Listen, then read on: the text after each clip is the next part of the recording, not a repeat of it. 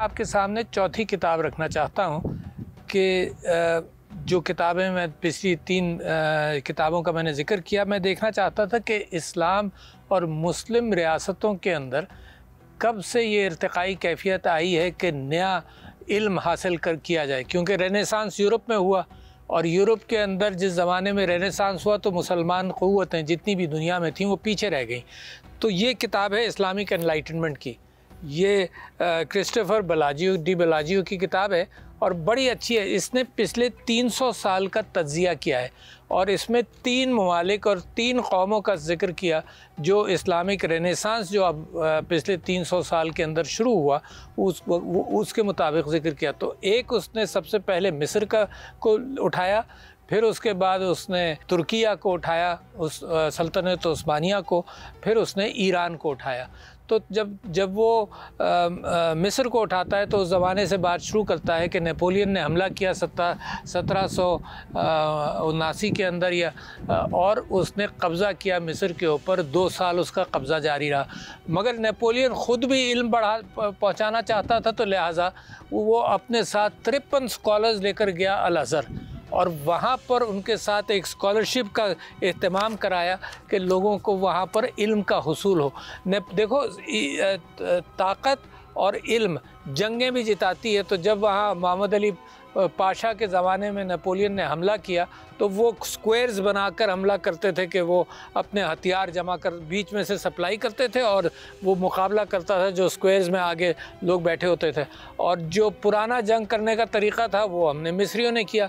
तो जिस दिन जंग हुई तो उस दिन फ्रांस के तकरीबन कोई 30 लोग मरे नेपोलियन के, और मुसलमानों का जो फ़ौज थी उसमें तकरीबन 1000 की शहादत हुई। तो लिहाजा जब से ज़माना बदलने लगा तो उसने वहाँ पर फिर जो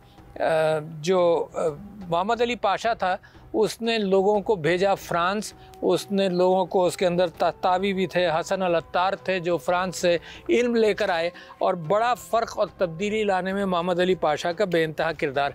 इसके साथ साथ सऊदी अरब में अब्दुल वहाब नजदी और सऊद के दरमियान एक माहिदा और एक रिवाइवल हो रहा था उस्मानी सल्तनत के ख़िलाफ़, वो उसके साथ साथ हो रहा था।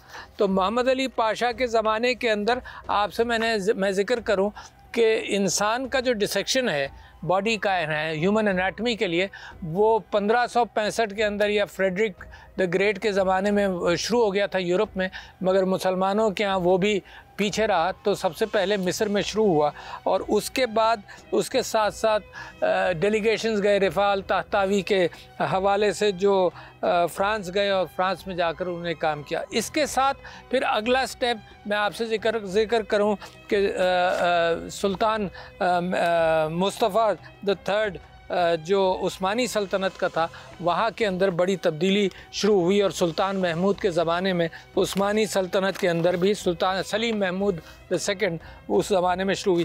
तो ये किताब जो है वो इस हवाले से बड़ी खूबसूरत किताब है कि इसके अंदर उन लोगों का ज़िक्र है जो तब्लीगी और इस्लामिक रेनेसांस के अंदर बड़ा किरदार हुआ।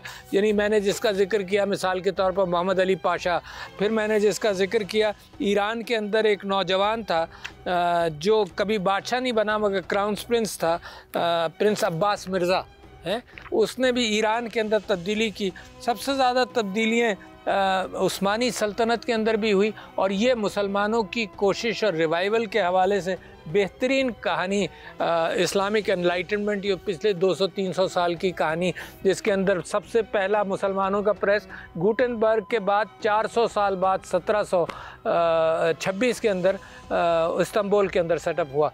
तो जो हमारे दोस्त और मुसलमान इस्लामी रेनेसांस के ऊपर तवज्जो देना चाहते हैं तो उसके लिए उनके लिए बेहतरीन किताब है।